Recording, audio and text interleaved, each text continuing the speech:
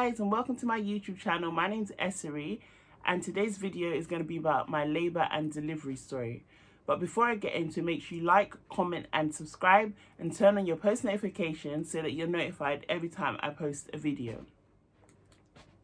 For the most part, my pregnancy was straightforward. I did have morning sickness from the day I found out I was pregnant right up until the last day of my second trimester. And I was also diagnosed with pelvic girdle pain, or SPD, at 17 weeks. But other than that, the pregnancy was smooth sailing. So I went to my 38-week appointment, which will be your last appointment where you see your midwife before the baby's born. Unless you're overdue, then they see you again at 41 weeks. So when I got to my appointment, the midwife did my blood pressure and she was like, "Oh, Esther, your blood pressure is really high." And at this point, I was a bit concerned because I know high blood pressure in pregnancy is not good. So she was like, "Don't worry, you just climbed up a flight of stairs. I'll check it after, but let's have a look at baby." So she has this little Doppler, which she used to check the baby's heart rate, and my baby's heart rate was going at 178. So then she said to me, "We're going to stop right here. I want you to go and see one of the doctors at the maternity assessment unit." Now, guys, because of my SPD and I'm 38 weeks pregnant and the weight of the bump, I was in so much pain. So her telling me to go and see a doctor, I didn't want to hear it. I was really upset actually, because walking was a struggle, and this walk usually takes 5 to 7 minutes, but guys, it took me 20 minutes to walk across there. So anyway, I rock up there and I see the midwife at the reception, and I said to her, "Oh, the community midwife sent me over here to come and see one of the consultants about my blood pressure." So she was like, "Yeah, that's fine, have a seat." So I was waiting for about 20 minutes, and then the doctor comes out to see me, and she was just like, "Oh, Esiri, your blood pressure's high, but I'm going to put you on a continuous monitor to have a look at the baby and see what baby's doing." So I went on this monitor for about half an hour to 45 minutes, and baby's heart rate started coming down. She checked my blood pressure again, and my blood pressure was still high. So she said to me that when I was 12 weeks pregnant and they did my scan, which is my first scan, your dating scan, they also took some bloods, which I do remember, but the bloods were for a research study that they were doing to see if people are predisposed to preeclampsia. So she said that my bloods came back saying I was predisposed. So she said that she wanted to run some further tests before she diagnosed me with preeclampsia. I was like, okay, that's fine. So she said, because I've got the high blood pressure, she wants me to do a urine collection over 24 hours. So she gave me this 3-litre jug to go home with and to collect my urine in it for a 24-hour period so they can test it to see if my kidneys were clearing the protein in my urine before she diagnosed me with preeclampsia. But before I went home, she said to me that you should consider an induction. So I was like, I don't want an induction because I want to go into spontaneous labour and I want to have my baby naturally. But she said to me, she advises that I strongly think about an induction and preferably come up with a date now. So I said, okay, I would choose the 30th of September, because I was thinking, ooh, the process only takes 24 hours. My baby will be born on the 1st of October. Perfect. Little did I know. So she was like, yeah, that's fine. So she penciled me in for the 1st of October for my induction. And then she told me to go home. So I went home. And because it was a Friday, I wasn't going to come back to see her until Monday to drop off my urine. So I didn't start my urine collection until the Sunday, just so I didn't have the urine laying around the house. So I went on Monday morning to drop my urine off at the hospital, and then Monday evening around 4 o'clock, I got a phone call from the hospital asking me to come in. So I went in to see the same doctor that was dealing with my blood pressure, and she said to me, "Esther, we want to admit you because the results have come back and you have preeclampsia." And I said, "No, sorry, I'm not going to stay in hospital because my induction's booked for the next day. So what difference does it make if I stay in hospital overnight or tomorrow, because you're not doing the induction today, so I don't want to stay." And she was like, that's fine, you have capacity, you're an adult, but we do advise that you stay here. And I still said no, guys. I said no, I'm not staying. So she said I could go home, and if I got any like symptoms of preeclampsia, so headache or blurred vision, to call the maternity triage assessment line immediately. I was like, okay, I can do that. Yeah, I can do that. So in my head, I was thinking, I'll be fine. The induction's booked for tomorrow. I haven't had any symptoms up until now, so why would I have any anyway overnight? Little did I know. So I go home, and that evening, me and my partner, we were watching something on TV. I don't remember what it was, but then I got this really bad headache. So I went off to brush my teeth and have a shower, and then I went to bed. Now the room is a dark room, so I'm laying in there, but my head, it feels so heavy, and the headache's getting worse and worse and worse. And I was like, this doesn't feel right. So I called the maternity triage unit, and the midwife that I spoke to on the phone told me that I should come in because they've diagnosed me with preeclampsia and now I'm showing symptoms. But I said to her, guys, I told this woman I'm not coming in because my induction's booked for tomorrow and I'm meant to come in at 8 o'clock in the morning. What difference does it make if I sleep in a hospital bed or my bed? And she was like, you need to come in. I said, no, I'm not coming in. And the reason why I didn't want to go in is because of COVID. That was my concern. I didn't want to go into hospital because of COVID. But anyway, I agreed with the midwife that if she speaks to the doctor and the doctor wants me to come in, then I will go into the hospital. So after about an hour now, she calls me and she's like, I've spoken to the doctor and the doctor wants you to come in. And I was just like, oh my God.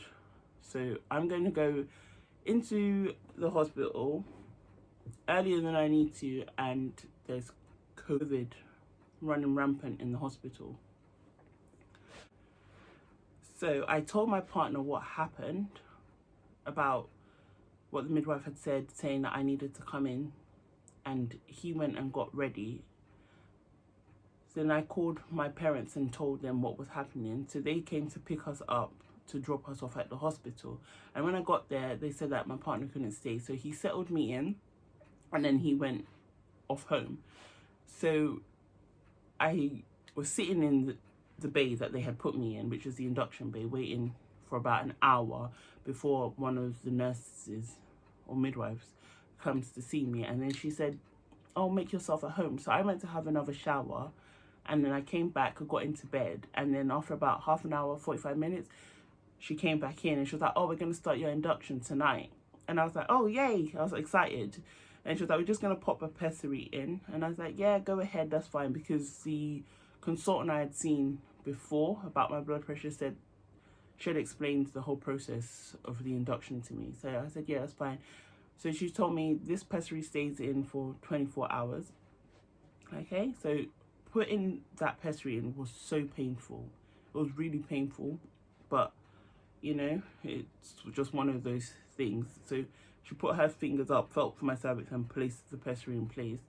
And then that's it. I just went back to bed and it was just a waiting game for 24 hours. So in the morning, I saw the doctors and then I went off the unit to go and walk just to help get things moving. But nothing happened. So when my partner came in around midday, we went to go and walk again, but still nothing happened. So 24 hours passed and the pessary didn't work for me. So then they're meant to put the next one in at the 24-hour mark, but they said they're not going to put it in because they don't have a bed. So if I was to go into labor, there's nowhere for me to give birth to my baby. I was like, okay, that's fine, but you guys told me that this is an emergency and the baby needs to come out as quickly as possible, so why am I not being given the treatment that I need?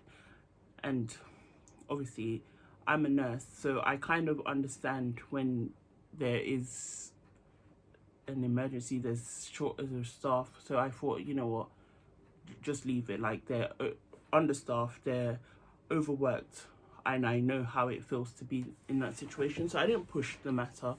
So my pessary stayed in until 4:30 in the morning, and that's over the 24-hour period.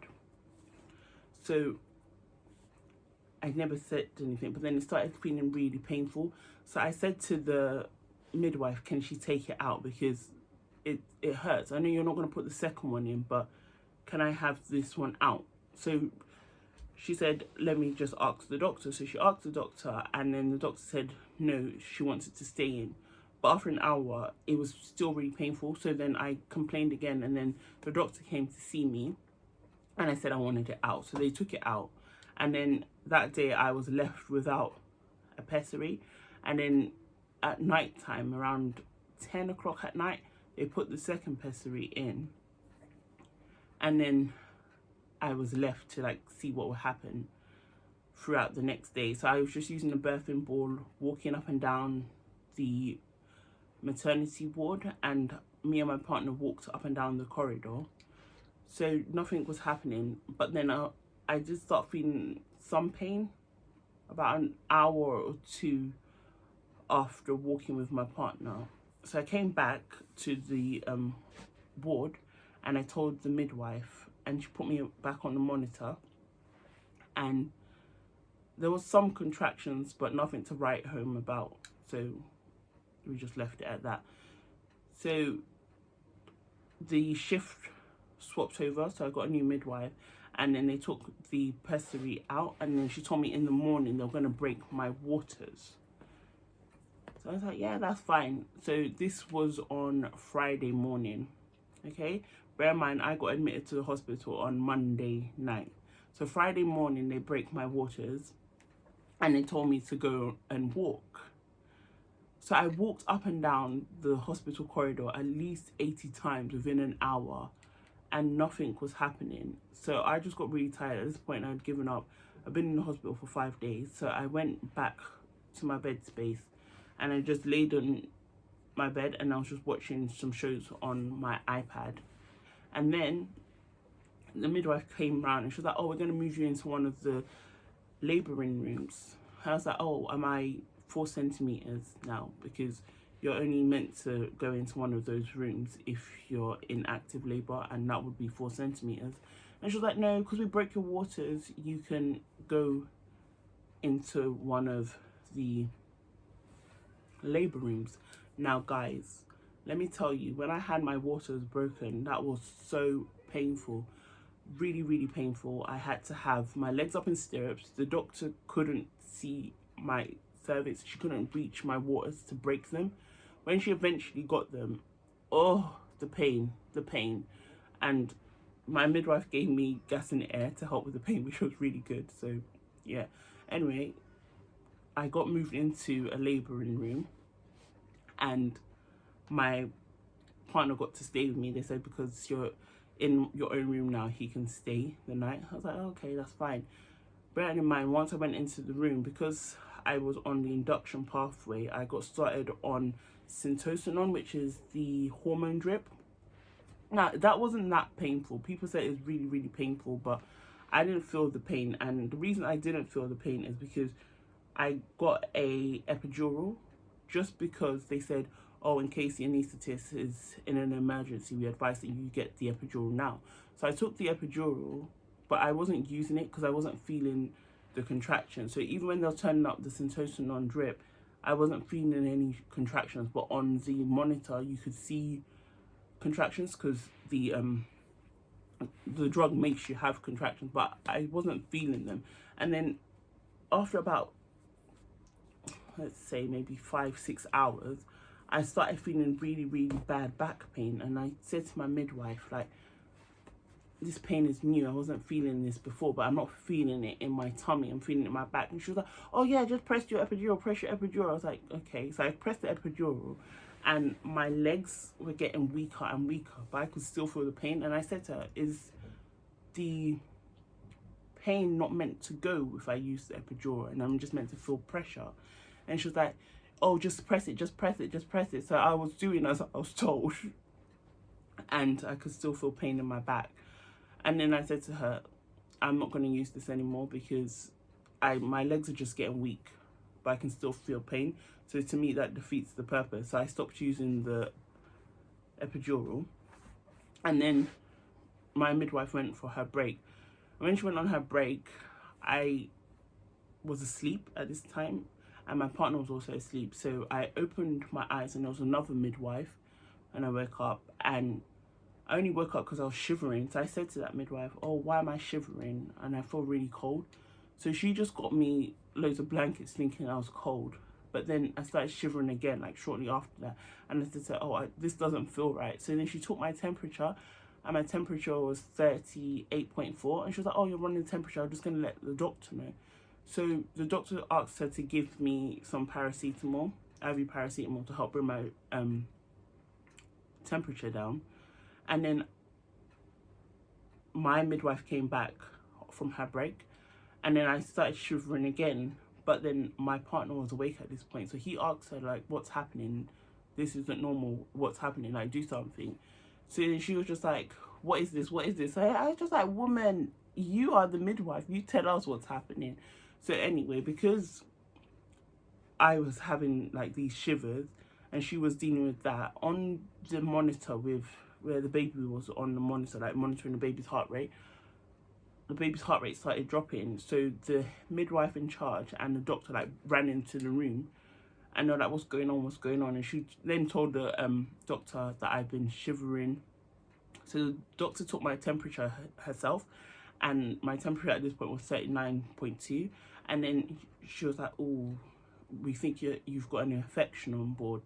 So the midwife in charge turned off the Syntocinon drip, because at this point I was having like 6 to 10 contractions in a minute, but I couldn't feel them. So I wasn't complaining about the pain.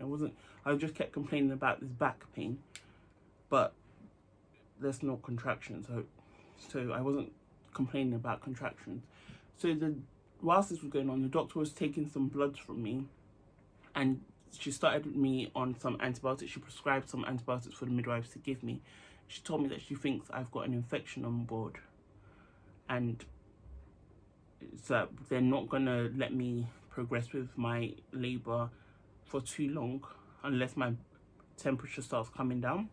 So after having the IV antibiotics and the IV paracetamol, my temperature started coming down and the baby's heart rate started coming back up once they turned off the Syntocinon drip. So they said just to stay off the Syntocinon drip, and that was fine.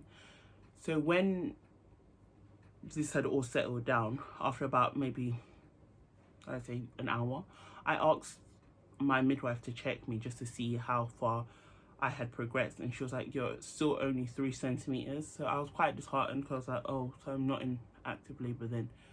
And she said, no, sorry.